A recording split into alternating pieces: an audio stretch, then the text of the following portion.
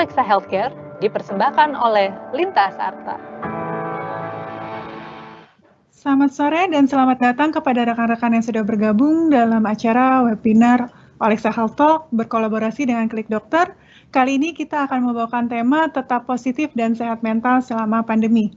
Perkenalkan, saya Yuritka Aska yang akan memandu webinar kali ini sampai 1 jam ke depan. Bagaimana kabar rekan-rekan semua? Semoga sehat lahir batin ya. Khususnya di tengah pandemi ini, kesehatan itu sangat amat berharga. Mungkin di sini lagi ada yang kurang enak badan, atau mungkin karena beban atau tekanannya bertambah, jadi makin emosi atau stres. Nah, semoga acara ini bisa menjadi obat ya. Karena bila stres, nanti bisa gampang sakit, dan juga mungkin kita sering dengar sekarang gampang kena corona loh. Nggak mau kan? Nah, lebih baik kita dengar materinya sampai selesai, supaya dapat ilmu-ilmu mengenai bagaimana mengelola stres. Oke. Selanjutnya nanti kita akan memperkenalkan profil Klik Dokter dari Dr. Bambang Hadi Prabowo. Lalu materi utama yaitu tetap positif dan sehat mental selama pandemi dari psikolog Bapak Reza Fahlevi, sesi tanya jawab dan review dan penutupan. Nah, sebelum lanjut ke selanjutnya, acara selanjutnya kita ingin menginfokan dulu untuk yang ingin mengajukan pertanyaan bisa tulis di kolom chat dengan format nama, instansi, dan pertanyaan.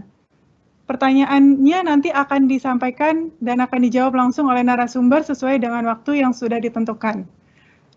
Selanjutnya, mungkin ada yang udah tahu kalau misalnya Klik Dokter akan bagi-bagi voucher. Nah, di sini nih di Klik Dokter akan bagi-bagi voucher konsultasi online loh, untuk langsung konsultasi menggunakan Klik Dokternya. Jadi caranya gimana? Caranya adalah isi form pendaftaran dan isi form link feedback-nya yang nanti akan ditulis di kolom chat. Jadi jangan lupa diisi ya. Untuk mempersingkat waktu, kita akan masuk ke sesi pertama dulu, yaitu perkenalan Klik Dokter dari Dr. Bambang Hadi Prabowo. Selamat sore, Dok.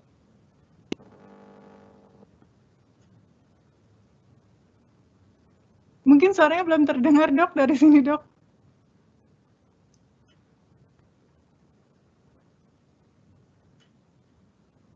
Dengar suaranya? Ya, kedengaran, Dok. Okay. Jelas, Dok. Okay, Dokter di rumah apa di kantor nih, Dok? Di rumah. Di rumah. Udah sering di rumah aja ya, Dok, ya sekarang ya? Ya, sekarang lebih banyak. Siap, Dok. Mungkin kita sebelum ke materi mengenai perkenalan Klik Dokter, kita boleh melihat videonya dulu kali ya, Dok, ya? Ya, boleh. Silakan. Gak mau nunggu lama konsultasi dokternya? Klik Dokter aja. Gratis ngobrol sama dokter, kapan aja. Butuh info dokter dan rumah sakit? Klik Dokter aja. Tinggal klik. Gampang caranya, lengkap informasinya. Mau gampang nebus resep obat? Klik Dokter aja. Tinggal klik. Obat dianterin, nggak capek nungguin. Klik Dokter. Layanan kesehatan lengkap hanya sekali klik. Sehat itu mudah. Tinggal klik. Klik Dokter.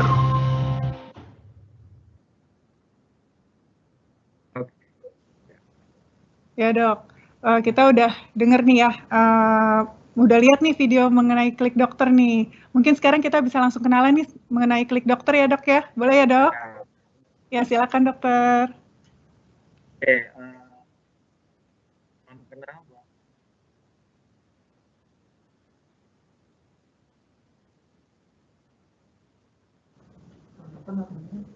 Dok, suaranya kita chat kali ya.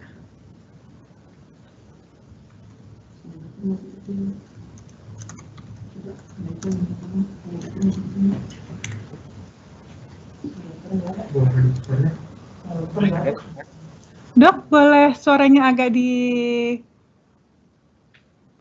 dikencangin lagi, Dok, biar kita semua juga bisa dengar lebih jelas. Oke, ini kedengaran? Halo? Iya, mungkin. Halo? Ya. Gini kedengaran? Iya, gitu kedengaran, Dok. Ya.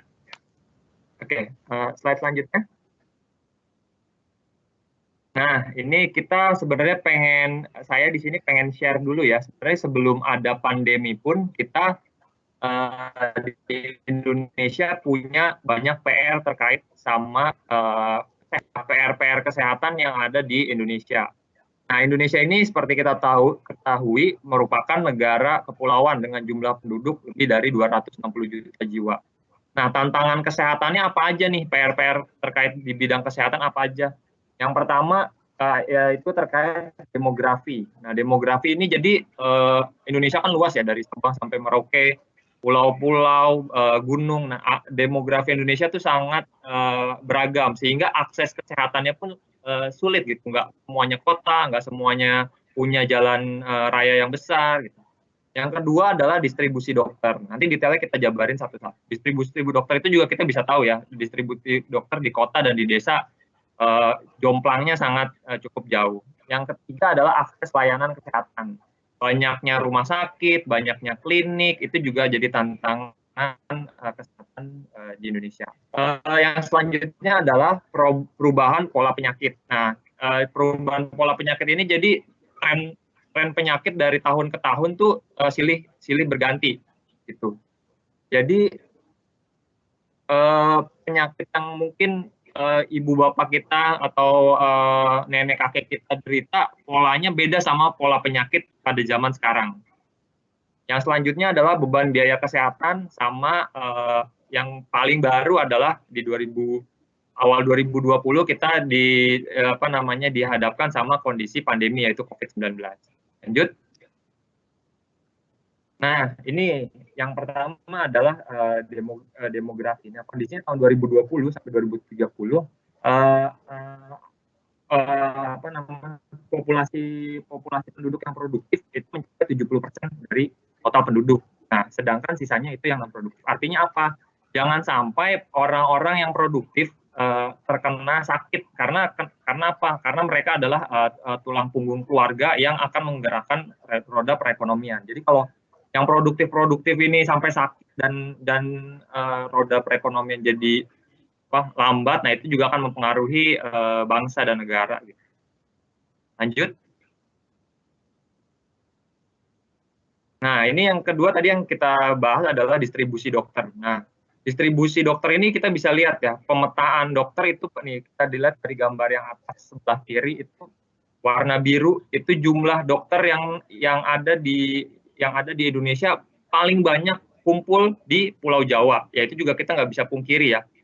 Yang paling jarang itu yang warna merah. Warna merah ada di sebagian Kalimantan, Sulawesi, dan Papua. Jadi distribusi dokter artinya jumlah dokter yang saat ini ada, penyebarannya memang masih belum merata. Jadi sehingga ini juga tantangan buat orang untuk berobat maupun memeriksakan diri terkait kondisi kesehatannya.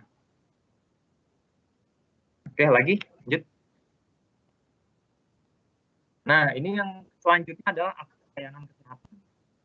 Oke, misalnya kita pun yang ada di kota besar ataupun yang ada di kota kecil ataupun pedesaan, kita juga bisa lihat ya, sebaran dari pasien ini dalam hal akses layanan kesehatan, jumlah klinik di kota ataupun di satu daerah dengan jumlah rumah sakit di satu kota, satu daerah, itu semakin besar kotanya, semakin banyak pasienkesnya. Jadi sebarannya pun nggak merata. Apalagi kalau yang teman-teman kita di daerah Indonesia Timur gitu, mungkin sebaran pasienkesnya tidak sebanyak di kita di Pulau Jawa. Sudah sebarannya tidak begitu banyak, lalu yang selanjutnya adalah akses menuju pasienkesnya. Artinya akses menuju klinik, akses menuju rumah sakit, baik dari jalannya, baik dari transportasinya, itu juga PR. Sehingga orang juga untuk memeriksakan diri enggan atau sulit gitu. Sudah sampai di tempat periksa atau di klinik, di rumah sakit, kita juga dihadapkan dengan waktu tunggu. Sampai rumah sakit ternyata nunggunya lama, atau seharian untuk ngurus satu penyakit, besok harus datang lagi untuk cek ulang lagi. Yang selanjutnya adalah waktu konsultasi, udah nunggunya lama, terus kita udah ketemu dokter, karena pasiennya banyak, dokternya juga jadi nggak bisa lama-lama, jadi kita kesannya dapat layanannya yang buru-buru, jadi waktu konsultasinya pendek, nggak bisa diskusi lebih lanjut dan lebih panjang. Setelah dari dokter kita lanjut ke layanan farmasi. Waktu di farmasi kita akan nunggu obat diproses atau obat diracik gitu ya. Jadi nanti setelah dari farmasi kita diminta nunggu lagi untuk obatnya dibuat dulu, sehingga pasien akan atau pengguna akan menambah waktu tunggu lagi untuk mendapatkan obat. Yang terakhir terkait kepuasan layanan. Nah, kepuasan layanan ini artinya semua hal yang sudah dirasakan dari pertama kali pasien berkunjung, berangkat dari rumah sampai di rumah sakit atau klinik, sampai selesai mendapatkan pengobatan, dia gimana nih nanti experience-nya. Jadi kalau aduh nggak enak nih berobat, udah lama nunggu tapi nggak sembuh-sembuh juga. Nah, itu yang kepuasan layanan. Oke, lanjut. Nah, ini juga yang penting nih kita perhatikan, ada perubahan pola penyakit. Nah, pola penyakit itu berubah karena semakin berkembangnya teknologi, semakin terbukanya informasi, masyarakat kita jadi lebih aware ya terhadap penyakit-penyakit yang sifatnya bisa dicegah. Gitu. Nah, dari tahun 90 ke tahun 2010 ke tahun 2015, ini ada perubahan. Jadi kalau di tahun 1090, zaman-zaman mungkin kita masih baru lahir, itu penyakit infeksi yang paling mendominasi angka kesakitan gitu ya. Jadi ispa, tuberkulosis, jadi penyakit-penyakit yang disebabkan oleh infeksi. Bergeser tahun, bergeser dekade, penyakit-penyakit yang saat ini timbul paling banyak adalah penyakit-penyakit yang bukan infeksi atau penyakit yang tidak menular gitu ya. Justru penyakit-penyakit yang muncul adalah penyakit-penyakit yang berkaitan dengan gaya hidup. Gitu. Ada stroke, ada jantung, ada kanker, ada diabetes, dan lain-lain. Jadi perubahan pola penyakitnya mengakibatkan banyak penyakit yang berhubungan dengan gaya hidup pada saat ini. Lanjut lagi. Nah, ini beban biaya kesehatan ya. Artinya ketika kita sakit, kadang juga beberapa orang masih pikir nih, aduh sakit ya, ke dokter apa jangan ya, atau ke rumah sakit atau jangan ya, atau minum obat dulu aja sendiri deh, atau harus gimana nih, harus pakai BPJS dulu. Nah, ini ada survei saya ambil nih, gimana caranya Anda atau kamu membayar biaya perawatan kesehatan. 61% itu bayar sendiri, bayar mandiri. 16%-nya dari tempat kerja, sisanya baru pakai BPJS. Nah, dari BPJS pun menyatakan bahwa penyakit-penyakit yang bikin tekor BPJS itu yang paling besar adalah penyakit jantung. Terus yang selanjutnya adalah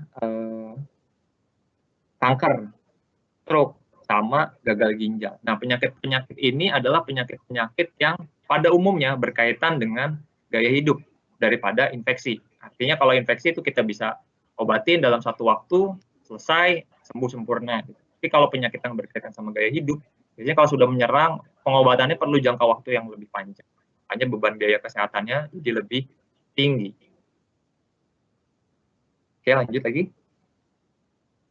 Nah, ini yang terbaru ya. Jadi kita hampir 1 tahun ini menghadapi pandemi, gitu ya. Pandemi COVID-19. Ini yang merubah wajah negara kita, pola hidup kita, tingkah laku kita terhadap higienitas dan kebersihan. Jadi dari sini yang saya highlight adalah angka ya. Jadi saya pernah bawain materi ini sekitar 6 bulan yang lalu, angka terkonfirmasinya itu masih sekitar 100 ribuan.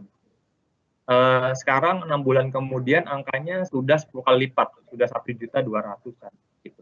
Dan angka ini akan terus bergulung gitu ya, sampai nanti pencegahan yang sudah dilakukan secara adekuat, artinya vaksinnya jalan, protokol kesehatannya jalan, sampai tingkat infeksinya menurun dan angka sembuhnya lebih tinggi sampai pandeminya selesai. Tapi ini masih belum bisa dipastikan sampai kapan. Jadi yang perlu di-highlight adalah kita saat masa pandemi ini ya kita paling baik dan paling tepat adalah jaga kondisi tubuh kita, prepare apapun hal yang perlu kita bawa untuk bepergian gitu, kalaupun memang harus beraktivitas di luar rumah, sebisa mungkin minimalisasi kontak sama siapapun gitu ya. Kalaupun orang-orang kan kita nggak tahu ya, nggak pernah benar-benar tahu kondisi kesehatan siapapun di lingkungan kita. Gitu. Selanjutnya, nah ini saya coba resumekan terkait COVID-19. Jadi dari COVID-19 ini kita belajar dapat apa ya namanya pembelajaran banyak hal. Yang kita ada dampaknya langsung, bagi dampaknya langsung, tidak langsung, sama positif dan negatif. Yang dampak langsung yang positif, kita PHBS ini pola hidup bersih dan sehat, jadi meningkat. Ya, jadi lebih rajin cuci tangan, lebih rajin pakai masker, jadi bawa alat makan sendiri, rajin konsumsi multivitamin, terus kalau pulang kita bisa diwajibkan harus langsung mandi, jaga alat-alat barang-barang pribadi di kantor pemakaiannya sendiri seperti alat sholat gitu ya. Nah, ada juga efek yang tidak langsung. Nah, budaya bersih dampak tidak langsung yang jangka panjang ya, artinya tidak langsung. Jadi kita membiasakan diri kita punya budaya bersih dan jaga kesehatan. Ya, ada yang sekarang rajin olahraga, sepedahan, olahraga yang digemari selama pandemi gitu. Pola makan juga lebih kita atur selama pandemi sehingga dampaknya ke daya tahan tubuh juga lebih baik.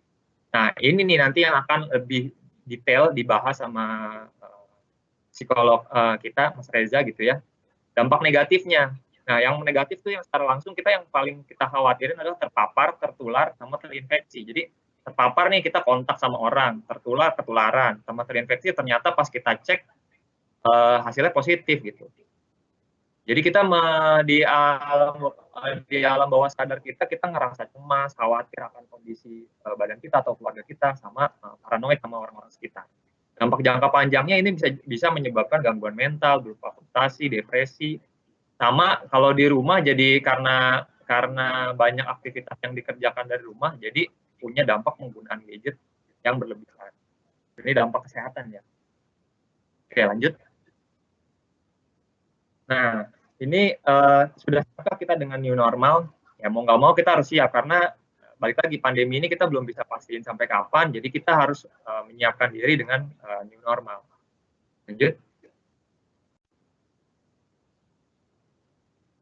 Nah, ini kita banyak panduan-panduan atau edaran yang disampaikan oleh kementerian-kementerian, oleh instansi-instansi publik gitu. Gimana cara ngejaga new normal di tempat kerja, ngejaga new normal di angkutan umum, di tempat ibadah, di sarana layanan publik lainnya. Nah, itu semua udah diatur. Nah, coba di next lagi. Nah, lagi. Yang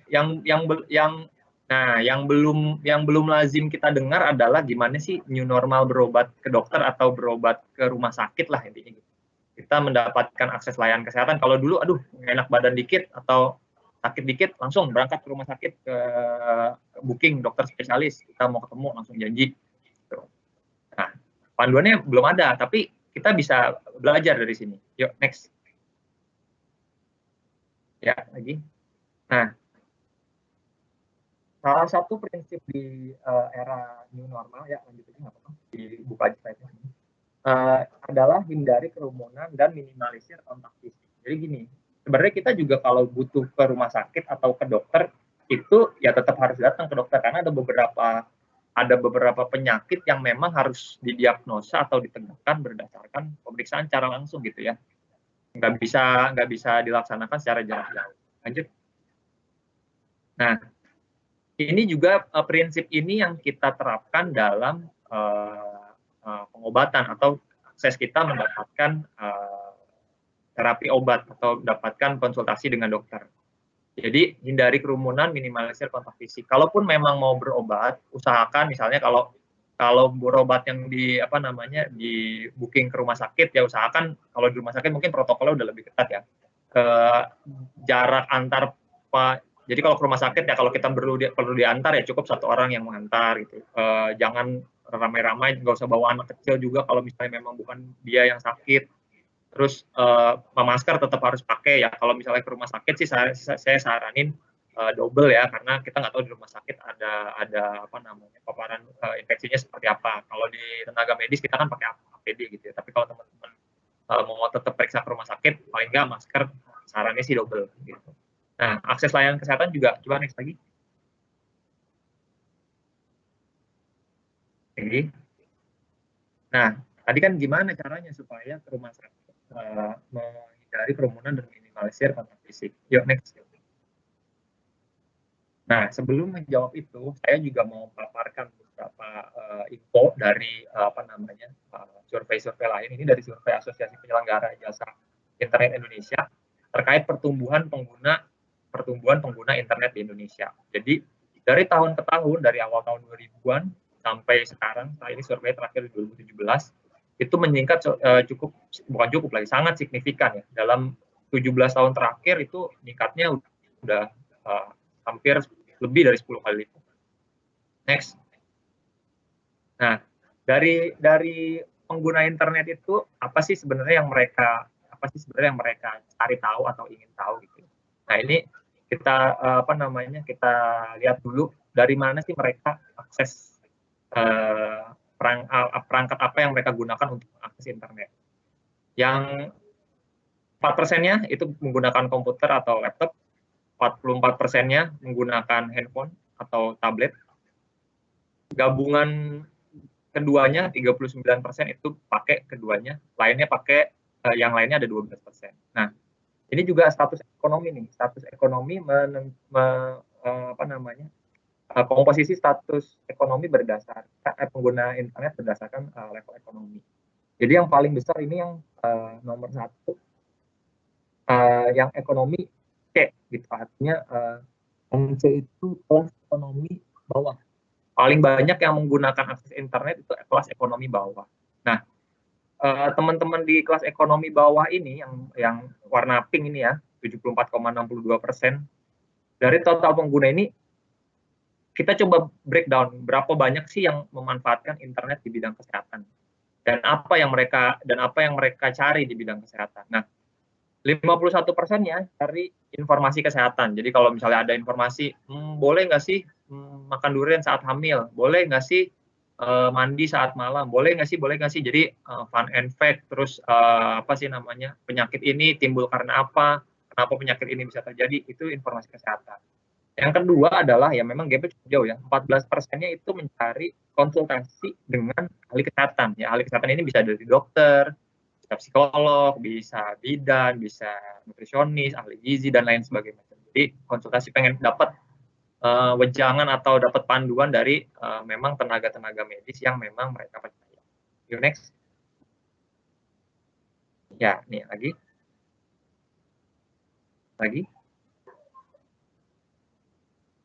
Next lagi. Nah, ini konsultasi dengan ahli kesehatan ini adalah bagian dari telemedicine. Itu. Jadi apakah telemedicine bisa menjawab dari kebutuhan masyarakat saat ini? Yuk coba next. Lagi. Slide selanjutnya. Nah, nih, saya coba bacakan. Nah, telemedicine atau telemedis adalah penggabungan teknologi informasi komunikasi dengan kepakaran medis untuk memberikan pelayanan kesehatan tanpa terbatas ruang atau dilaksanakan jarak jauh. Nah, ini sebenarnya salah satu solusi untuk teman-teman yang maksudnya ingin mendapatkan informasi dan edukasi atau tinjauan klinis dari para ahli kesehatan tanpa melakukan kontak dan dapat melakukan jaga jarak gitu. Nah, dari sini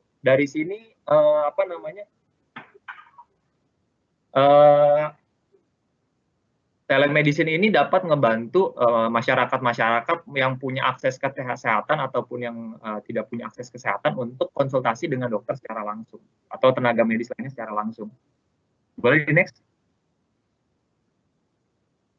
Nah, keunggulannya apa sih teknologi telemedicine ini? Yang pertama adalah memperbaiki akses kesehatan masyarakat. Tadi di depan kita udah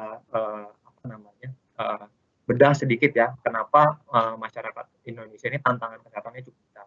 Yang pertama, memperbaiki akses kesehatan masyarakat, meningkatkan kualitas kesehatan, serta menurunkan biaya kesehatan. Jadi, biaya kesehatan ini maksudnya banyak ya, dari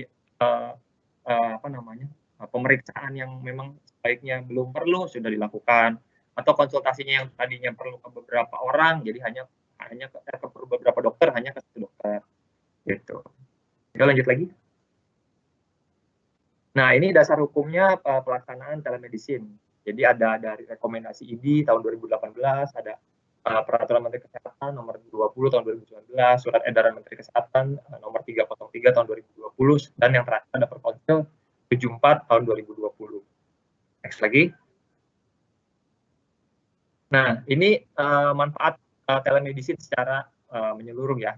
Jadi yang pertama adalah jangkauan layanan yang lebih luas, pelayanan yang lebih optimal, biaya yang lebih terjangkau, mengedepankan penanganan awal. Jadi artinya jangan sampai parah dulu baru ke dokter. Nah, kalau di telemedicine kita bisa konsultasi atau komunikasi ke dokter dari keluhan awal, dok baru start aja nih dok baru pilek bersin-bersin aja dok, nih harus ngapain gitu.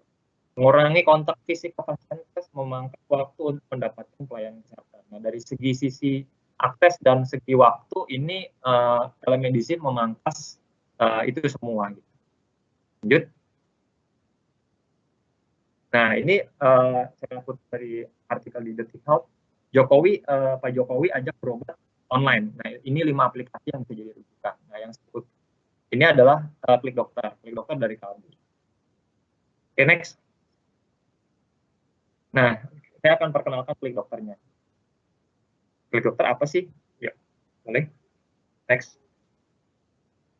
Nah, Klik Dokter hadir sebagai solusi agar pengguna lebih mudah mendapatkan informasi medis yang berkualitas dan akurat langsung dari dokter, sehingga dapat diandalkan untuk membantu mengambil keputusan terkait kesehatan dengan lebih baik. Nah, dari sini kita highlight lebih mudah, berkualitas, dan akurat langsung dari dokter. Jadi yang memang memberikan saran-saran medis, yang memberikan panduan atau apa yang harus dilakukan, apa yang tidak boleh dilakukan, itu benar-benar langsung dari dokter. Lanjut. Nah, ini yang ada di Klik Dokter. Di Klik Dokter punya banyak fitur. Fitur yang utama adalah kita bisa telekonsultasi.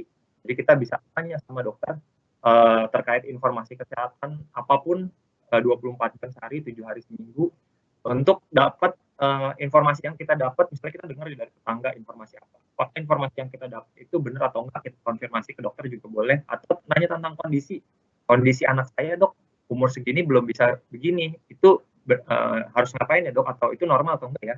Terus ada juga yang kedua, artikel kesehatan. Kita bisa baca banyak artikel di sini, udah ratusan ribu artikel kita kita buat, berbagai informasi kesehatan bisa diakses di sini.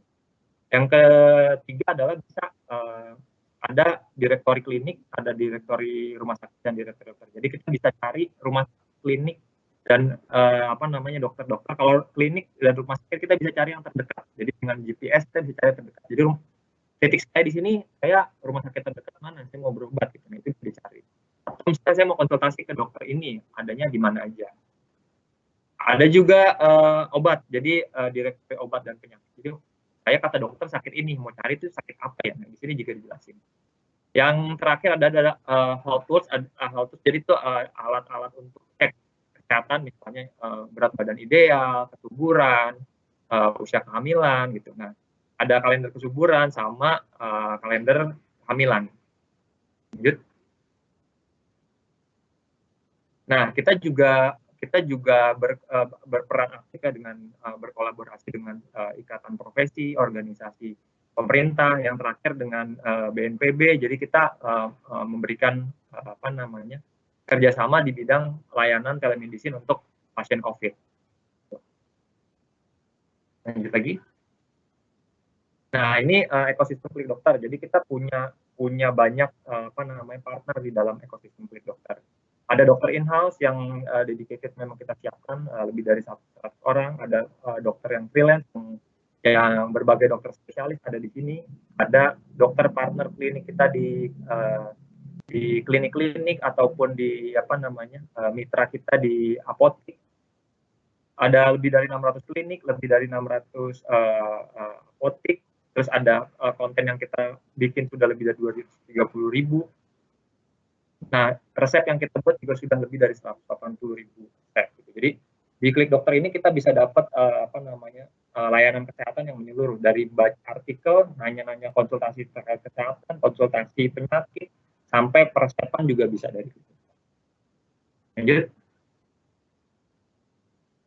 Oke, ini saya rangkum terakhir. Sebenarnya telemedicine itu bukan merupakan pengganti praktik pelayanan kedokteran. Telemedicine adalah cara atau media agar pelayanan kedokteran lebih mudah diakses atau dijangkau. Jadi telemedicine itu adalah salah satu pilihan masyarakat atau masyarakat ya untuk mendapatkan akses layanan kesehatan dengan lebih baik. Jadi bisa dapat informasi kesehatan dengan nggak usah ke dokter, jadi bisa langsung baca aja. Bisa dapat saran dari dokter cukup dari handphone aja, atau dapat resep cukup dengan konsultasi aja. Oke, lanjutnya. Nah, ini kita juga ada pemeriksaan rapid dan PCR dari Klik Dokter. Next lagi.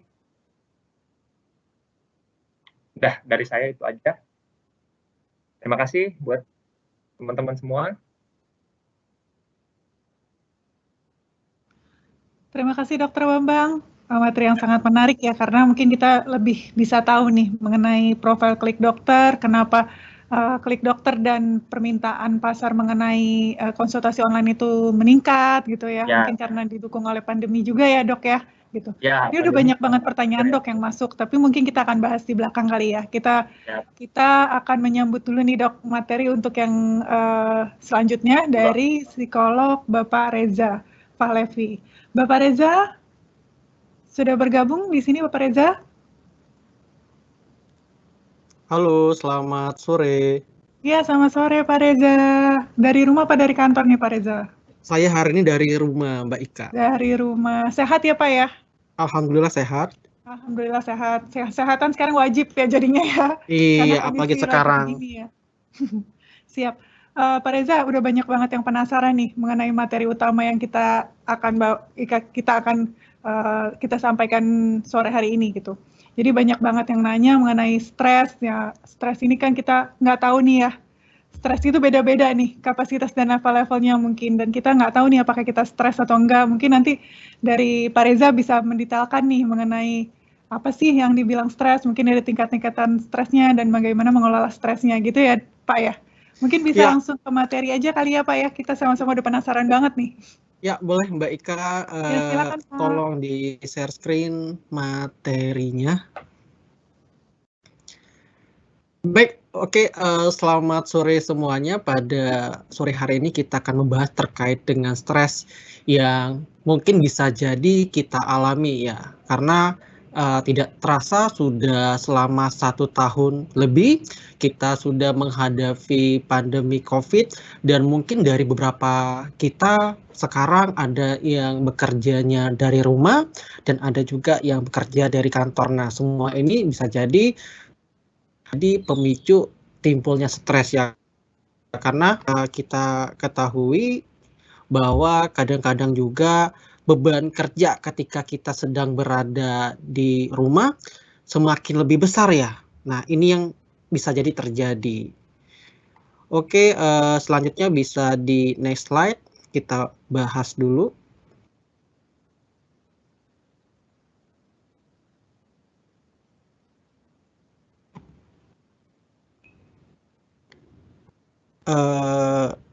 Di next slide.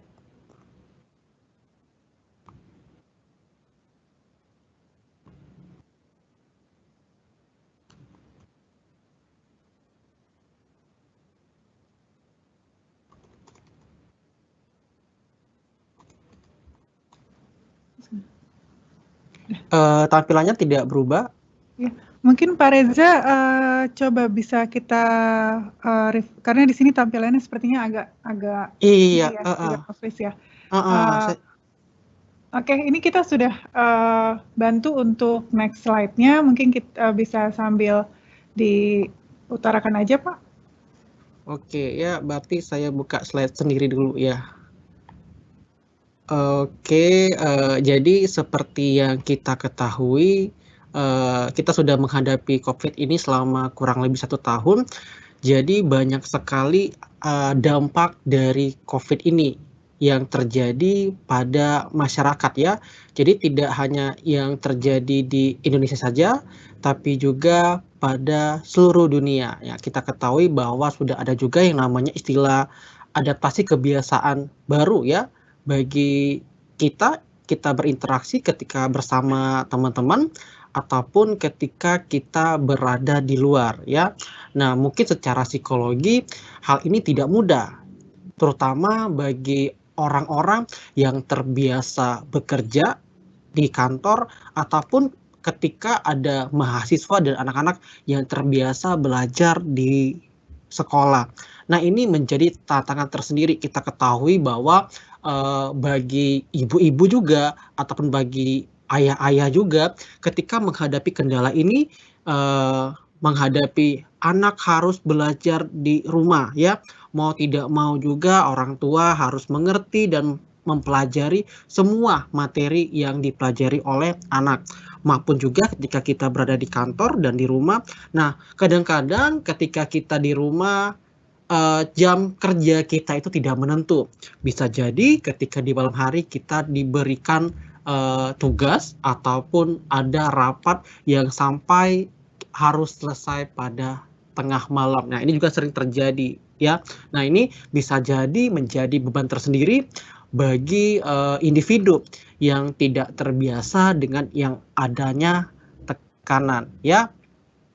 Oke, jadi besar sekali dampak dari COVID-19 ini terhadap masyarakat ya, walaupun di Indonesia dan juga di dunia, jadi sangat berpengaruh kepada psikologis. Nah, oleh karena itu perlu sekali diberikan kesiapan secara mental ya bagi orang tua, misalnya bagi para pekerja, mahasiswa ataupun anak-anak yang harus sekolah ya, harus beradaptasi dengan kebiasaan baru. Nah, oleh karena itu pada sore hari ini kita akan membahas terkait dengan bagaimana kita mencegah terjadinya atau munculnya stres ya. Semoga kita bisa menanggulangi stresnya. Oke. Kemudian saya akan membahas apa itu stres. Stres itu merupakan suatu kondisi reaksi mental dan fisik ya. Jadi ada istilahnya reaksi pada mental dan fisik, ada dua yang terkena dampaknya ya. Stres ini memberikan reaksi atas suatu kejadian atau suatu situasi yang ada dalam kehidupan sehari-hari. Nah, di sini terbagi menjadi dua. Ada yang namanya eustress dan distress. Eustress itu apa? Eustress itu adalah sejenis stres yang memberikan motivasi ya ketika kita ya dikejar deadline pekerjaan ataupun deadline ujian, maka secara tidak langsung kita mengalami namanya stres. Nah, dengan kondisi stres ini kemudian bisa memberikan motivasi kita untuk segera belajar ya, untuk lebih giat lagi misalnya mengejar target yang diberikan meskipun sudah pada deadline-nya, maka ini bisa memotivasi kita ya. Karena kenapa? Karena pada saat kita stres ini, eustress ini bekerja dalam meningkatkan adrenalin kita ya, jadi semakin semangat. Karena kenapa? Karena cemas yang muncul ya, tapi cemasnya itu dalam waktu yang singkat. Beda dengan yang namanya distress ya. Distress ini merupakan stres yang muncul pada diri individu dalam waktu yang lama dan biasanya dapat berdampak kepada psikologi seseorang. Bisa jadi dampak negatifnya adalah cemas atau terburuknya mengalami depresi. Nah, stres itu terbagi menjadi dua juga. Ada yang namanya stres akut dan ada yang namanya stres kronis ya. Dari istilahnya stres akut adalah stres tersebut terjadi dalam waktu yang singkat. Nah, stres akut inilah yang biasa terjadi pada kehidupan sehari-hari. Ketika kita dihadapkan pada suatu persoalan, maka muncul stres pada saat itu dan kita berusaha untuk fight menghadapi stres itu, maka itu yang dinamakan dengan stres akut. Dan berbeda ketika stres itu menjadi kronis ya. Nah, dari istilahnya kronis, stres itu sudah berlangsung secara lama. Nah, secara lama dan ketika lama ini itu mempengaruhi kehidupan seseorang, bahkan mempengaruhi kesehatannya. Oleh karena itu bisa berdampak kepada cemas ataupun berdampak depresi. Ya. Nah, itu yang terjadi. Kira-kira apa sih yang namanya stres akut dan stres kronis? Nah, stres akut ini terjadi misalnya kita mengalami masalah dengan pasangan atau suami istri, berantem pada saat itu, kemudian terjadilah adu mulut, maka itu bisa dikatakan sebagai stres akut. Ya, berbeda dengan yang namanya stres kronis. Stres kronis itu adalah suatu masalah yang besar bagi individu tersebut dan perlu proses untuk menyelesaikannya. Nah, stres kronis itu seperti apa? Contohnya, kalau kita bermasalah dengan masalah finansial. Nah, ini bisa jadi menyebabkan yang namanya stres kronis ya, karena dalam masalah itu kita perlu melakukan problem solving secara menyeluruh, ataupun masalah antara suami istri yang berkelanjutan itu juga yang namanya istilahnya stres kronis ya, bisa berdampak kepada psikologis individunya. Dampaknya negatif. Oke, jadi itu merupakan stres ya. Oh ya, benar. Sekarang kita bahas dampak kesehatan mental di masa pandemik. Oke. Nah, kalau kita ketahui, pasti reaksi tiap orang-orang itu bisa saja berbeda. Walaupun bisa kita katakan individu tersebut menghadapi situasi yang terdampak yang sama ya. Walaupun kita sama-sama mengalami dampak COVID. Ada yang biasanya biasa saja, masih keluar rumah walaupun terjadi COVID. Ada yang tidak mematuhi menggunakan masker, tetap berkerumun, ada malahan individu yang takut, sedikit udah menggunakan hand sanitizer, ataupun anaknya dilarang keluar rumah. Nah, setiap orang itu bisa saja memiliki reaksi yang berbeda-beda terhadap suatu masalah. Begitu juga terhadap COVID ini ya. Jadi apa sih yang pengaruhi alasan kenapa sih orang itu reaksi yang berbeda-beda?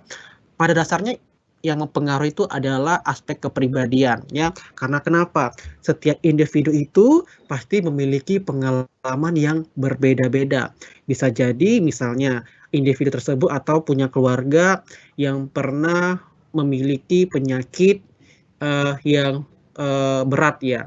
Jadi bisa jadi ketika menghadapi COVID, individu tersebut merasa biasa saja, kan ini dianggap sebagai flu. Berbeda misalnya seperti Dokter Bambang bahas, ada yang penyakit degeneratif ya, yang tidak menular tapi tingkat kematiannya lebih tinggi misalnya. Ataupun ada juga individu dari pengalaman sebelumnya, misalnya dia biasa keluar rumah meskipun dalam keadaan pandemik, tapi dia merasa saya baik-baik saja nih. Tidak ada yang merasa adanya keluhan-keluhan pada penyakit COVID, maka dia beranggapan, COVID ini ternyata tidak begitu bahaya ya. Buktinya saya selama ini berkerumun misalnya atau jalan-jalan keluar kota, tetap saya dalam keadaan fit. Nah, maka kepribadian inilah yang menyebabkan beberapa reaksi orang itu berbeda-beda. Kemudian bisa dikatakan bahwa reaksi yang sangat normal jika pada diri individu itu ketika stres mengalami cemas dan takut ya. Terlebih lagi dengan suatu peristiwa atau kejadian seperti COVID ini yang banyak merenggut nyawa ya, tingkat mortalitasnya tinggi ya, jadi bisa dan sangat wajar ketika kita merasa cemas dan takut ya, karena cemas dan takut ini adalah respon alami yang dimiliki oleh individu ya.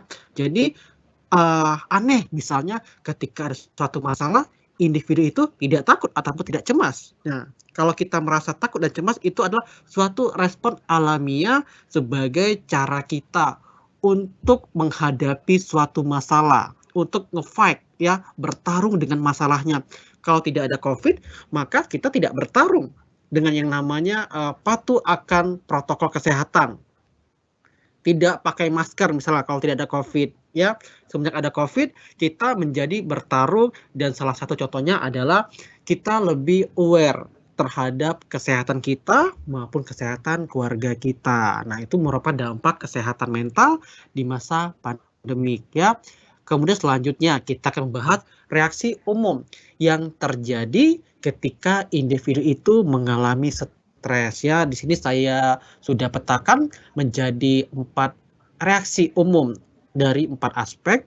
Seperti yang bisa dilihat, ada emosi, ada fisik, ada perilaku, dan kognitif. Nah, kalau secara emosi, orang yang stres itu biasanya muncul reaksi emosi yang suka cemas, tiba-tiba khawatir, atau sedih, ya, dan takut, marah, atau merasa bersalah.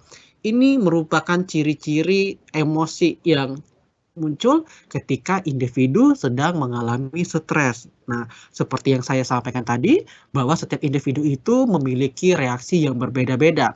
Mungkin salah satu individu bisa menunjukkan reaksi stresnya itu dalam bentuk khawatir, atau ada yang malah menangis, atau malah reaksinya adalah marah, ya, tergantung dari kepribadian dan pengalamannya. Nah, sekarang kita bahas aspek secara fisiknya. Kalau secara fisik, orang yang mengalami stres biasanya mengalami reaksi fisik seperti mudah pusing. Kadang-kadang jantung berdebar, ya. Karena kenapa? Karena berhubungan dengan yang namanya takut dan cemas tadi. Terkadang ada rasa mual atau sakit mah, ya. Ada juga yang berdampak kepada gangguan tidur atau gangguan makan. Karena saking takutnya, saking cemasnya, sampai merasa mual, kepikiran terus, kalau ada COVID kayak ini saya nggak bisa kerja. Ya, saya takut ketika saya keluar rumah, saya bisa menularkan ke keluarga saya, ke ibu saya yang sudah lansia misalnya. Atau saya takut keluar rumah atau kerja, saya takut menularkan COVID ini kepada anak saya. Jadi muncullah gangguan tidur, mual atau ma, yang nantinya bisa jadi berdampak kepada psikosomatis pada diri individu. Ada aspek kognitif dampak reaksinya, seperti bisa jadi karena stres kita gampang bingung, ya. Bisa juga tidak konsentrasi, biasanya sulit mengambil keputusan atau merasa tidak tenang.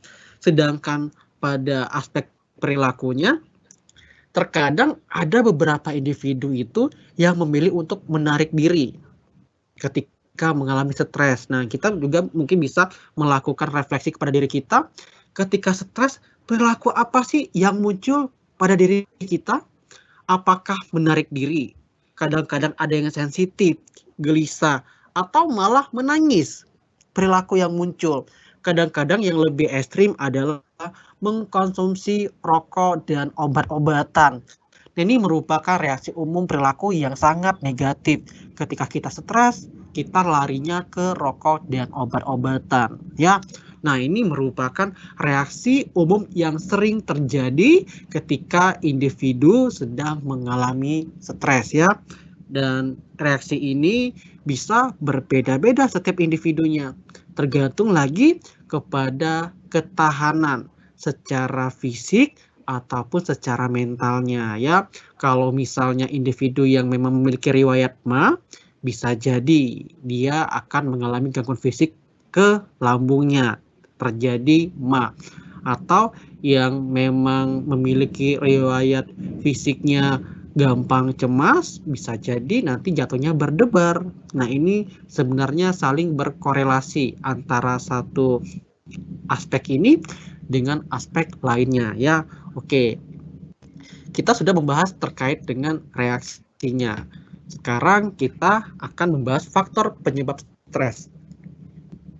Kalau di sini saya petakan menjadi 5 bagian, ya, yang sering kita alami ketika kita mengalami stres. Yang pertama adalah faktor dari keluarga, ya. Kadang-kadang dari kita, misalnya ini sering terjadi pada anak-anak remaja, ya, ketika dihadapkan pada keluarga. Nah, keluarga itu merupakan sumber stres bagi individu tersebut. Apalagi pada saat pandemi COVID ini, anak-anak yang biasanya sekolah atau kuliah, kemudian mau tidak mau harus bertemu dengan orang tuanya ya pada saat ini. Nah, jadi mulai terjadi konflik orang tua menjadi sumber stresnya. Nah, ini ya sering terjadi. Atau juga masalah pada pekerjaan ya. Di sebelah kiri ini adalah pekerjaan. Jadi bisa jadi individu tersebut bermasalah dengan pekerjaannya karena load pekerjaan semakin lebih banyak ya. Seperti yang saya sampaikan di awal tadi, kalau kita bekerja dari rumah, kadang-kadang dari kantor tidak mengenal waktu. Tiba-tiba malam-malam diberikan tugas. Tolong dong kerjain ABCD. Ataupun yuk kita rapat karena besok kita ada rapat redaksi. Jadi kita harus menyiapkan bahan-bahannya. Atau ketika ada masalah kita harus putuskan pada malam hari ini. Kadang-kadang rapatnya sampai malam hari ya. Nah, ini juga sering terjadi kepada klien-klien saya yang mengeluhkan masalah dalam pekerjaannya. Merasa pekerjaan saya kok makin banyak banget. Saya kok semakin nggak bahagia. Tiap kali dituntut sama kantor saya. Saya merasa nggak optimal dalam bekerja. Ini merupakan dampak stres bagi individu. Ada juga terkait dengan faktor keuangan ya, finansial. Nah, kalau misalnya masalah ini memang bisa menjadi stres kronis bagi individu. Karena untuk menurunkan stres ini harus ada problem solving-nya, penyelesaian masalah ya. Kemudian juga ada faktornya adalah faktor cinta ya, dan juga pasangannya sering terjadi juga ketika putus cinta ya, banyak terjadi pada remaja juga. Putus cinta jadi penyebab stres, jadi nggak berminat dalam sekolah, kuliah, atau dalam pekerjaan. Atau juga faktor dari pasangan ya, dengan pacarnya atau dengan suami istri. Ini bisa menjadi faktor penyebab individu mengalami stres ya. Nah, sekarang saya akan membahas terkait dengan strategi coping untuk mengatasi stres. Dengan cara apa sih kita bisa menghadapi stres yang terjadi? Nah, kalau yang saya tunjukkan sekarang bahwa ketika kita ingin menghadapi stres, kita bisa menggunakan dua cara. Yang pertama problem focus coping, dan kedua adalah emotion focus coping. Ada dua cara. Yang pertama problem focus coping adalah ketika kita ingin mengubah situasi atau menghilangkan stres. Nah, problem focus coping ini biasa kita gunakan untuk mengatasi masalah utama dari stres kita, ya. Jadi, ketika kita ingin mengurangi atau menghilangkan rasa cemas, maka kita harus menghadapi atau menyelesaikan masalah atau sumber stresnya. Jadi, kita fokuskan masalah itu apa yang bisa kita gunakan untuk menyelesaikannya. Kita putuskan, kita selesaikan. Contohnya, ketika saya bermasalah, berkonflik dengan pacar saya, ya, saya pendam lama-lama, misalnya, merasa konflik terus, merasa tertekan. Nah, untuk menyelesaikannya seperti apa? Kalau fokus coping ya udah, putus aja, ya, kita putus, maka kita nggak berhubung lagi, selesai stresnya, hilang stresnya, sumber stresnya. Itu namanya fokus coping. Atau di dalam pekerjaan, ya, saya kerja nih, terus saya nggak bahagia di kantor saya, banyak tuntutan, saya nggak dihargai. Caranya gimana problem fokus copingnya? Yang pertama, misalnya saya bisa melakukan caranya, saya bisa mengubah cara kerja saya, lebih giat, lebih positif, memenuhi target misalnya. Atau kedua, saya keluar aja dari kantor, saya cari yang lain pekerjaannya, selesai masalahnya. Itu yang namanya problem focus coping. Berbeda dengan emotion focus coping ya.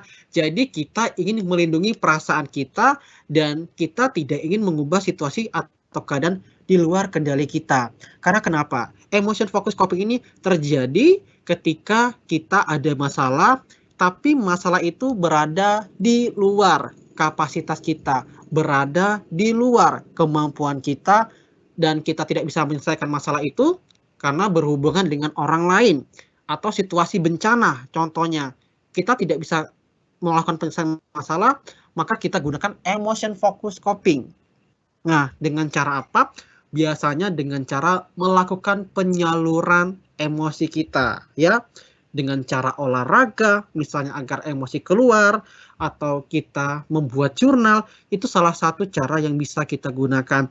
Tapi memang untuk strategi coping, emotion focus coping ini kurang begitu efektif ketika dihadapkan pada sumber masalah utama atau masalah besar, ya, karena emotion focus coping ini hanya menyelesaikan masalah di permukaan saja. Ibaratnya kita punya masalah dalam bentuk gelas kita full, emotion focus coping hanya mengeluarkan isi atasnya saja, tetapi isi yang ada di tengah dan di bawahnya tidak bisa dibuang, ya.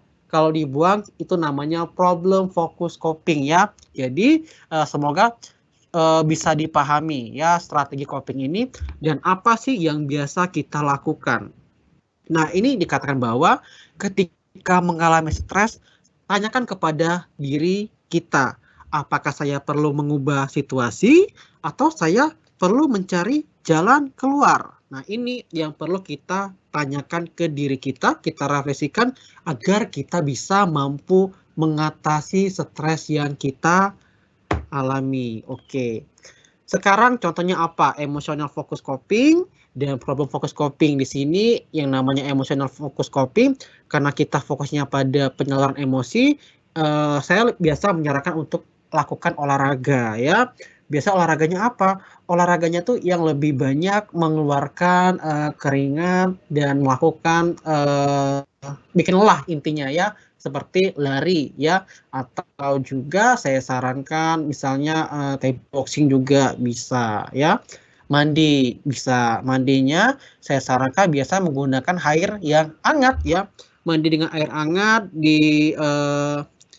airnya diguyurin dengan pelan-pelan di kepala Anda, itu akan memberikan efek yang sangat menenangkannya. Pep talks di depan cermin ini biasa diberikan dengan cara kita memotivasi diri kita, misalnya aku pinter, aku bisa, aku hebat. Pep talks namanya, dan biasa digunakan ketika di pagi hari ketika Anda sedang bercermin atau lakukan aktivitas seni, bisa juga tergantung dengan hobinya, menyanyi atau melukis, ya, bisa kita lakukan. Yang kelima ada berdoa sesuai dengan agama dan kepercayaan masing-masing, karena di dalam berdoa itu memberikan dampak ketenangan, ya. Yang terakhir adalah relaksasi, bisa menggunakan dengan cara yoga atau kita lakukan relaksasi menggunakan pernapasan, ya. Dan yang selanjutnya ada problem focus coping skill. Yang pertama adalah time management, ya. Jadi diharapkan ketika kita bermasalah dengan target, kita buatlah perencanaan waktunya, ya. Bila perlu kita minta kepada rekan kita atau seseorang yang bisa mendukung kita dalam menyelesaikan masalah, ya. Buat juga list-list pekerjaan. Dan di sini yang keempat adalah distancing, jauhi sumber stresnya. Kalau misalnya teman Anda adalah sumber stres, maka jauhi, kurangi interaksinya. Kalau orang tua adalah sumber stres, maka kurangi interaksi berdebatnya, ya. Boleh ngobrol, cuma kalau misalnya ada kondisi sudah menunjukkan konflik, maka hindari, ya. Carilah informasi terkait dengan solusi yang bisa Anda lakukan atau solusi terhadap masalah Anda, dan lebih asertif dalam menyampaikan pendapat Anda, ya. Karena jangan sampai kita ada masalah, stres kita pendam, takutnya akan mengakibatkan emosi kita meledak, jadinya marah-marah, mukul benda, atau menyakiti diri, ya. Itu salah satu dampak negatifnya. Sekarang apa yang harus kita lakukan jika kita mengalami stres? Di sini dikatakan bahwa ingatkan pada diri Anda sendiri bahwa Anda tidak sendirian, ya. Jadi dipahami kamu nggak sendirian. Ya, mengalami ini banyak kok di luar sana. Jadi jangan merasa sendirian. Berikan waktu bagi Anda untuk beradaptasi pada kondisi yang Anda alami, ya. Mintalah dukungan dari seseorang yang peduli terhadap Anda dan mampu memahami diri Anda. Kalau susah atau sulit, Anda bisa menggunakan layanan telemedicine atau telekonseling juga, ya, secara lebih mudah. Kemudian komunikasikan masalah Anda, jangan dipendam sendiri ya. Contohnya bisa kepada saudara, teman. Kalau tidak ada, bisa ditulis menggunakan jurnal tentang masalah yang Anda alami ya. Apa yang Anda rasakan, tulis di kertas itu ya, biar Anda lebih memahami diri Anda. Kemudian ingatkan pada diri Anda bahwa setiap manusia itu dapat mengekspresikan emosi dengan cara yang berbeda-beda ya. Nah, jadi memang ada yang bisa jadi meledak, menangis, menarik diri. Kalau sulit memang bisa diskusikan kepada profesional ya. Jangan lupa untuk menjalankan pola hidup sehat. Makan yang teratur, olahraga dan tidur juga yang teratur. Jangan sampai tidur di atas jam 11 malam ya, atau tidurnya subuh. Lakukan hobi dan aktivitas yang menyenangkan bagi diri Anda ya. Kemudian hindari membuat keputusan yang penting ketika sedang mengalami kondisi stres. Karena kenapa? Karena dampaknya adalah selalu negatif. Ketika stres kita mengambil keputusan. Contohnya berhenti bekerja ataupun membeli rumah ya. Oke, di sini ada learn and work from home, hampir sama. Jadi diharapkan kita bisa menjalin relasi dan komunikasi dengan orang terdekat, melakukan pola hidup sehat, makanan bergizi, rutin olahraga, hindari konsumsi alkohol dan obat-obatan ya. Bila perlu Anda bisa mengatur desain ruangan kerja Anda ya. Misalnya kursinya, pencahayaannya, kalau nggak ada tanaman bisa ditambahkan tanaman, karena ini bisa memberikan efek Anda lebih tenang dan juga dapat mengurangi kelelahan. Jangan lupa buat agenda, buat to-do list-nya apa. Kalau misalnya Anda terlalu sibuk pada pekerjaan Anda bisa bagikan pekerjaan itu kepada rekan kerja Anda ya. Dan ingat, jangan mengorbankan waktu istirahat Anda demi pekerjaan ya, sehingga Anda diharapkan bisa mengatur waktu kerja Anda ya. Kemudian terakhir adalah pahami reaksi dari gejala stres atau cemas yang dialami ya. Nah, ini saya punya beberapa video, cuman karena tidak bisa ditampilkan saya nggak tahu, jadi tidak bisa ditampilkan. Jadi saya akan membacakan ya. Di sini Dok, kita ya. bisa tampilkan videonya sebentar Dok, mungkin. Oh ya, boleh.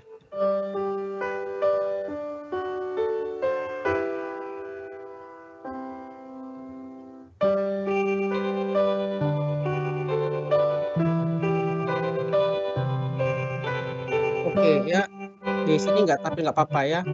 Jadi ada yang bertanya kepada psikolog itu ya. Dia kan psikolog itu mengatakan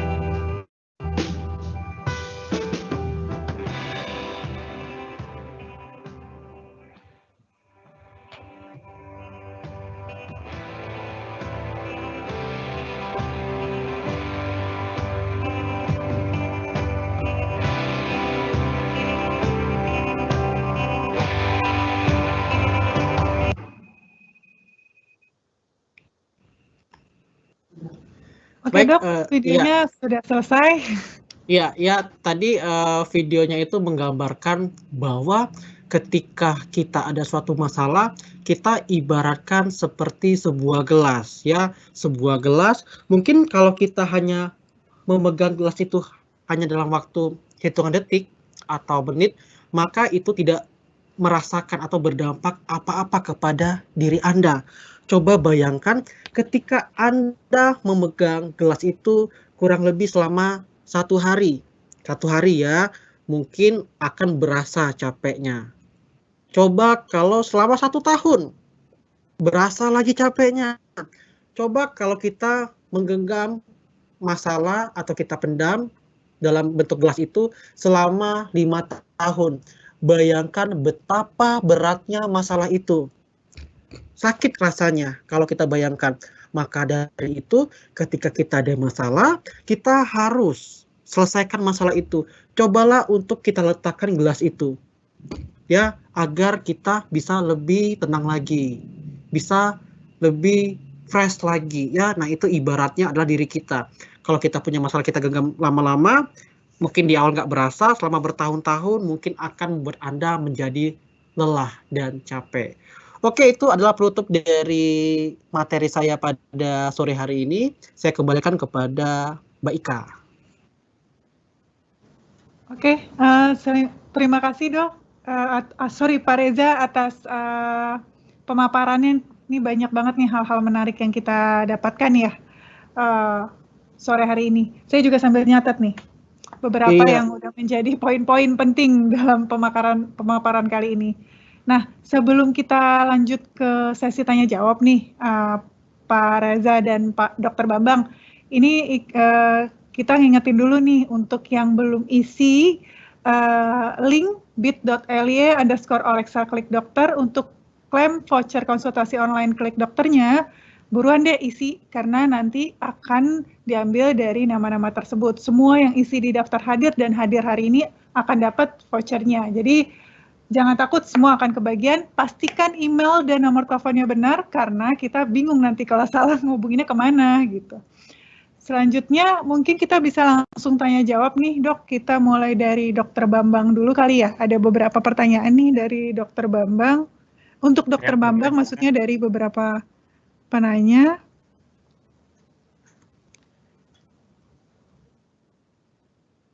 Halo dok, dengar suara saya boleh, dok? Silakan. Ya, kedengaran baik Kak. Oke, dok, nih ada pertanyaan pertama nih dok, tapi dia nggak ngasih tahu nama. Jadi pertanyaan adalah, Klik Dokter dalam pengiriman obat ini bisa seluruh Indonesia nggak sih? Terus berapa banyak apotek yang dimiliki dok? Oke, kalau seluruh Indonesia sampai pelosok-pelosok Indonesia Timur belum, tapi seluruh kota besar sudah. Oke. Kalau dari jumlah apoteknya kira-kira ada gambaran dok? Apotek partner kita lebih dari 600 sih. Oke, baik. Cukup banyak ya dok ya, berarti udah cukup menyebar ya. Kota besar, di kota-kota besar ya artinya tidak terlalu pedalaman sekali, kita masih cover. Oke, siap. Berarti nanti akan terus ditambah ya dok ya? Ya, kita juga akan terus mitra kita, baik klinik, apotek, jangkauan Klik Dokter juga makin luas. Oke, siap dok. Terima kasih dok. Kita lanjut nih ke pertanyaan yang selanjutnya. Ini mahasiswa dari Surabaya nih dok yang nanya dok. Dari mahasiswa Univ Islam Negeri Surabaya. Mbak Ikvina ya. Apakah yang membedakan Klik Dokter dengan layanan konsultasi online lainnya? Selain itu, apakah Klik Dokter dapat melayani konsultasi psikolog via telepon? Karena di bawah kondisi tertekan, umumnya calon pasien ingin bercerita secara verbal. Gimana tuh dok? Oke. Jadi yang pertama, terima kasih Mbak Istina tadi ya. Yang pertama, apa yang membedakan layanan Klik Dokter dengan platform lain? Nah, kita yang pertama yang membedakan, kita pasti 24 jam sehari, 7 hari seminggu. Varian dokter spesialisnya pun kita ada 31 dokter spesialis variannya ya. Jadi dokter bedah, dokter gigi bedah mulut, dokter penyakit dalam, dokter urologi. Yang kita atur jadwal online offline-nya itu berdasarkan jadwal yang kita set. Itu keunggulan, jadi memang variannya lebih banyak. Terus tadi pertanyaannya apa yang kedua? Yang kedua adalah apakah ada konsultasi psikolog via telepon? Karena kondisi tertekan, pasien biasanya ingin berbicara secara verbal. Oke, jadi kalau yang kita mungkin bulan depan akan rilis video call.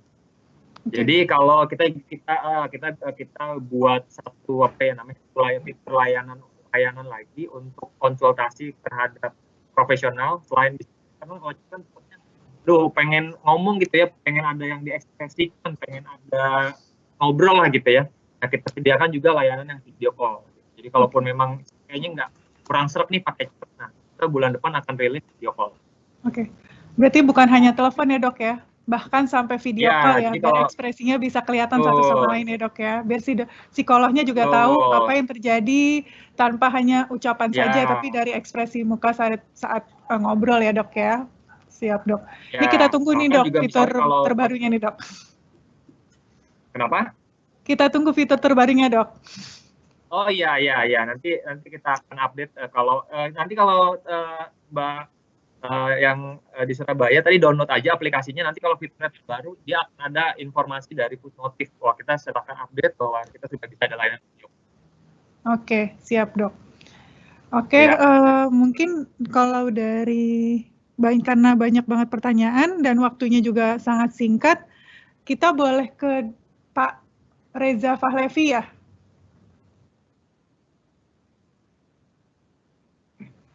Oh, mungkin Pak Reza lagi reconnect jaringan, mungkin karena hujan juga ya, besar ya dari tadi.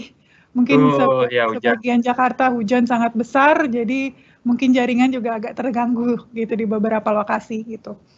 Mungkin sambil nunggu Pak Reza, mau kita jelaskan dulu kali ya mengenai, jadi ada informasi terbaru nih dari Olexa. Nah, Olexa ini sebenarnya sudah kerjasama ya, Dok ya, Dokter Bambang dengan Klik Dokter ya. Jadi kita sudah ada kerjasama untuk bisa melakukan konsultasi online secara cashless melalui Olexa. Jadi nanti selanjutnya seluruh member Olexa akan lebih mudah untuk melakukan konsultasi online melalui mobile apps Olexa.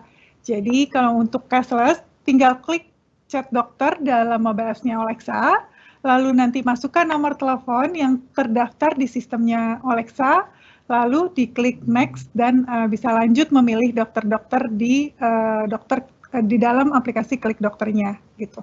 Mungkin ini sedikit tampilannya ya. Jadi ini adalah tampilan mobile apps kita. Tampilan mobile apps kita seperti ini. Nanti ada tampilan chat dokternya. Jadi nanti di sudut kanan agak bawah ya ada tampilan chat dokter.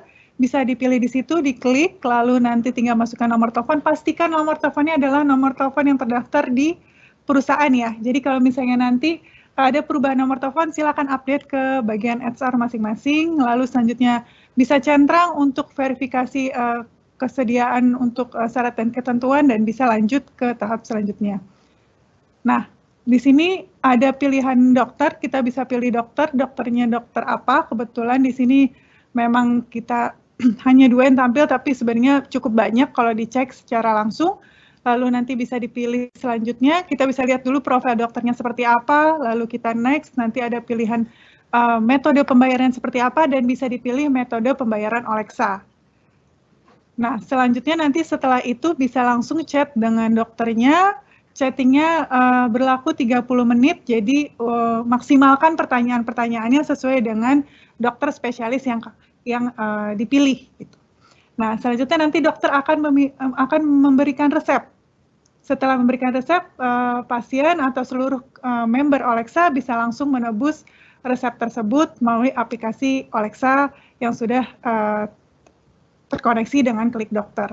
Caranya cukup mudah, jadi kalau mau tebus obat, nanti tinggal klik aja tebus obat di dalam aplikasi atau dalam kolom chat di dokter tersebut, lalu nanti bisa next dan pilih lokasinya, lokasi tempat kita berada ya. Kalau misalnya dikirimnya mungkin kirim ke orang tua atau mungkin dikirim ke anaknya atau yang lainnya, silakan. Mungkin rumahnya mungkin berbeda-beda, silakan ditentukan saja lokasinya di mana.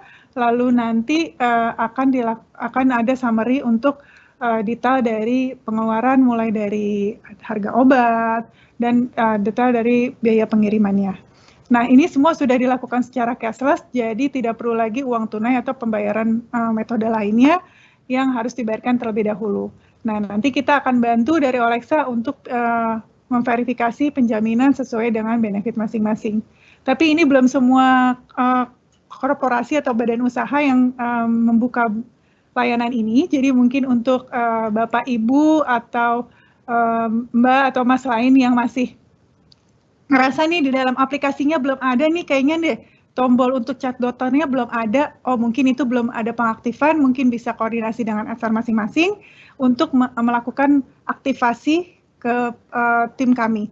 silakan email nanti ke sales.alexa@lintasarta.co.id untuk pengaktifan fiturnya langsung dari tim HR perusahaan.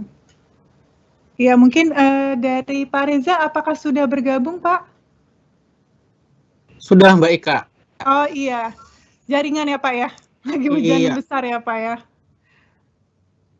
Iya, mungkin kita mau langsung ke pertanyaan lagi nih, Pak Reza. Ini tadi udah nih Dokter Bambang, ada beberapa pertanyaan yang kita pilih karena memang dari banyak banget pertanyaan, nggak mungkin semua kita bisa jawab ya, karena keterbatasan waktu juga. Kita udah mulai ke pertanyaan untuk Pak Reza nih.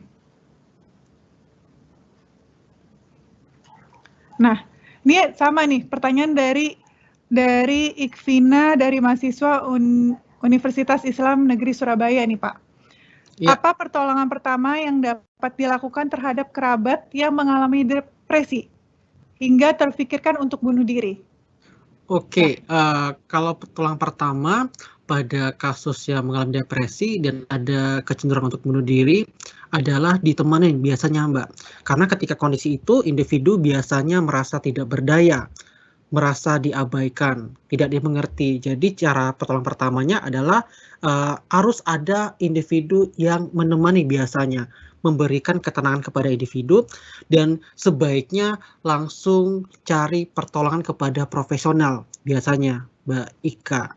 Ya, karena kasusnya ini sudah berat ketika ada keinginan untuk bunuh diri. Tidak bisa secara langsung dilakukan oleh individu yang tidak memahami. Oke. Iya, berarti, itu kalau kondisinya. Kondisinya berarti kita sebagai orang awam hanya mengingatkan atau hanya menemani saja sambil mencari pertolongan gitu ya Dok ya? Mungkin, iya, jadi diajak ngobrol dulu sehingga bisa mengalihkan keinginan untuk bunuh dirinya. Itu Mbak Ika. Mungkin kita alihkan dengan hal-hal lain lah supaya dia tidak memikirkan suatu topik yang membuat dia untuk bermotivasi untuk bunuh diri gitu ya. Ini mungkin kondisi-kondisi sekarang hal-hal ini banyak banget terjadi Pak. Banyak banget kondisi-kondisi seperti ini yang bikin kita memicu untuk bunuh diri atau melakukan hal-hal yang nggak wajar lah gitu. Iya benar Mbak Ika. Pertanyaan selanjutnya. Apabila stres terjadi pada pasangan di rumah dengan pemicunya adalah tempat kerjanya, bagaimana seharusnya saya memberikan saran untuk dia melakukan coping tanpa menyinggung perasaannya? Terima kasih sebelumnya. Oke, yang pertama pada pasangan biasanya ditanyakan dulu, bisa pastikan ada reaksi-reaksi yang muncul ya Mbak Ika ya ketika pasangan mengalami stres. Bisa jadi dia lebih sensitif, nggak nafsu makan, kalau dia balik loyo. Nah itu lebih baik sebagai pasangan kita tanyakan, kamu kenapa nih? Balik-balik kok mukanya murung, kok tiba-tiba marah, gampang sensitif. Nah, ketika kita mengajak ngobrol pasangan kita, hal ini bisa membantu melepaskan emosi yang dia pendam. Karena stres ini terjadi ketika individu itu banyak memendam perasaannya, ya. Dimarahin oleh atasan misalnya, ada target yang tidak terpenuhi, maka kita bantu dulu individu itu untuk mengeluarkan emosinya, unek-uneknya. Nah, baru kita bisa bantu individu itu untuk melakukan coping. Misalnya kita ajak, kamu masalahnya apa nih? Yuk kita ngobrol, kita diskusikan masalahnya.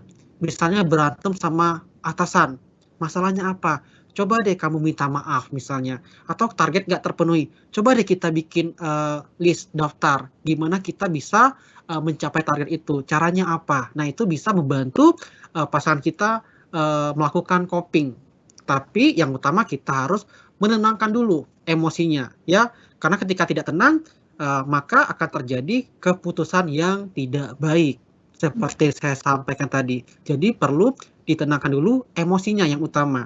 Menggunakan tadi emotion focus coping, baru kita ke fokus ke masalahnya. Itu Mbak Ika. Berarti kita sebagai pasangan ini pas pertama pulang mungkin atau ngelihat kondisi-kondisi yang udah nggak wajar nih dari pasangan kita jangan ngambek balik ya Dok ya. Kadang-kadang kan ngambek balik ya Dok.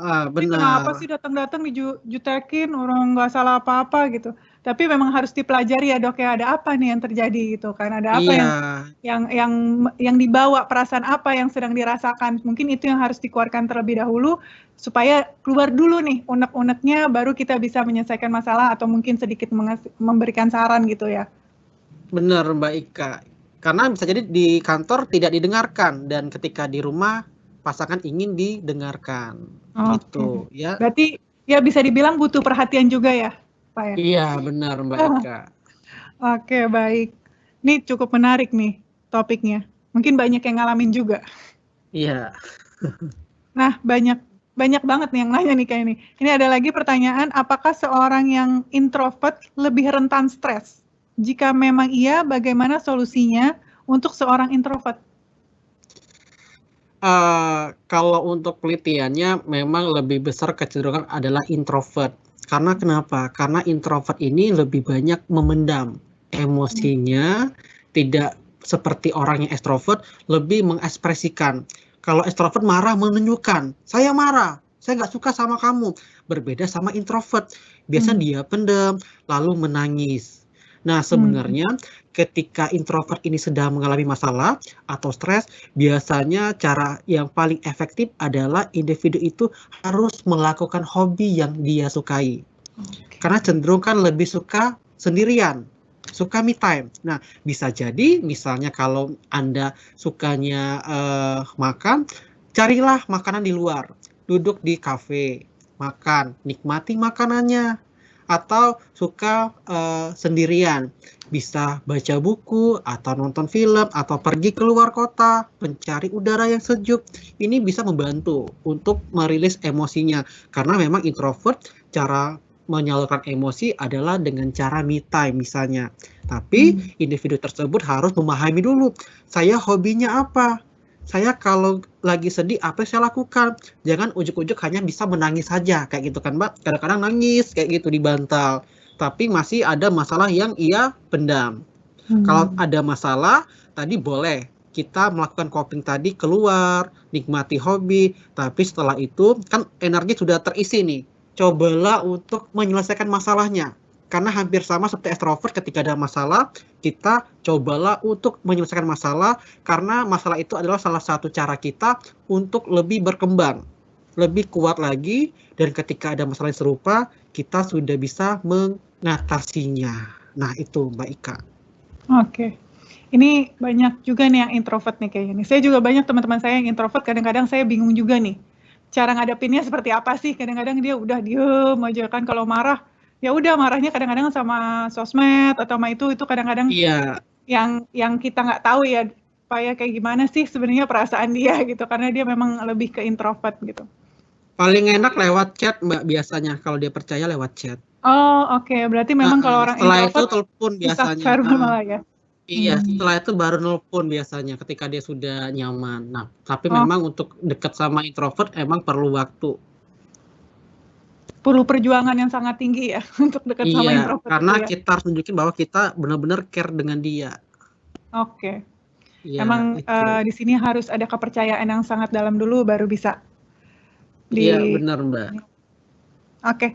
Ini ada pertanyaan karena waktunya juga udah lebih dari waktu yang kita sudah tentukan nih Dok. Ini Pak. Ini pertanyaan terakhir nih. Saya ingin bertanya dari Putri Nur Hafifah. Apakah stres bisa sembuh apabila dibiarkan saja? Atau bahkan itu akan memperparah stres? Oke, kalau stres dibiarkan saja tidak akan sembuh. Karena stres itu adalah reaksi kita terhadap suatu masalah, ya. Kalau misalnya masalahnya itu kelar, atau kita bisa menyalurkan emosi, stresnya itu berkurang, tidak bisa kita katakan sembuh, ya. Bisa saja kita lakukan dengan cara lari dari masalah. Apakah kira-kira sembuh lari dari masalah? Tapi kita nggak merasakan masalah itu, tapi kita lari, itu malah memperparah keadaan sebenarnya, ya. Namanya suatu masalah, memang saya sarankan untuk segera diselesaikan.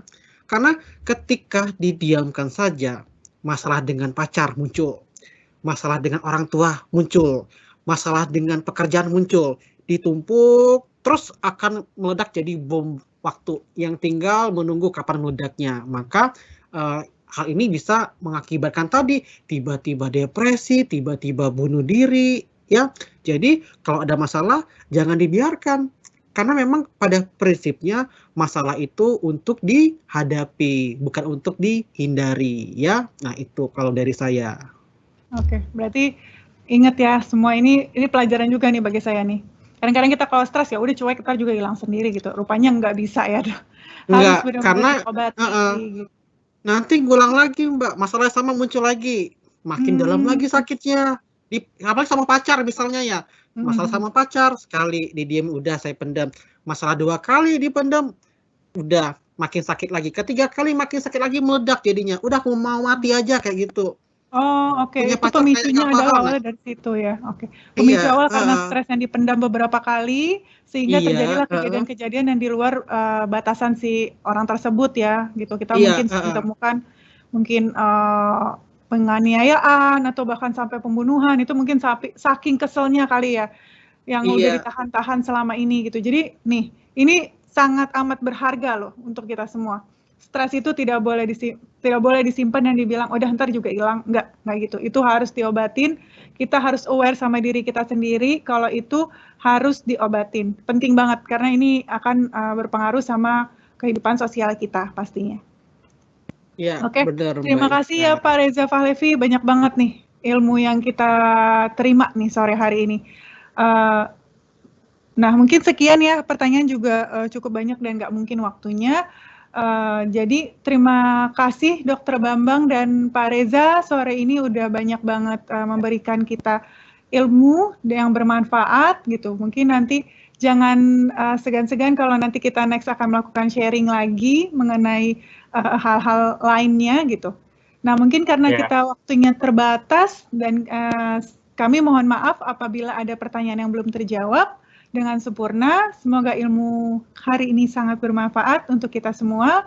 Saya ingatkan lagi, mohon untuk mengisi form daftar hadir untuk dapat mengklaim voucher Klik Dokter. Nanti kita akan kirimkan sesuai dengan email dan nomor telepon yang benar ya. Pastikan nomor telepon dan email itu benar dan aktif. Pemenang akan diumumkan besok dan akan segera kami hubungi. Demikian untuk hari ini. Terima kasih untuk semua rekan yang sudah hadir dan narasumber yang sudah berbagi untuk hari ini. Saya Yurit Kaska, pamit Terima kasih undur diri. juga Mbak Ika. Iya, terima kasih Pak Dok. Saya Yurit Kaska, pamit undur diri. Selamat sore. Assalamualaikum warahmatullahi wabarakatuh.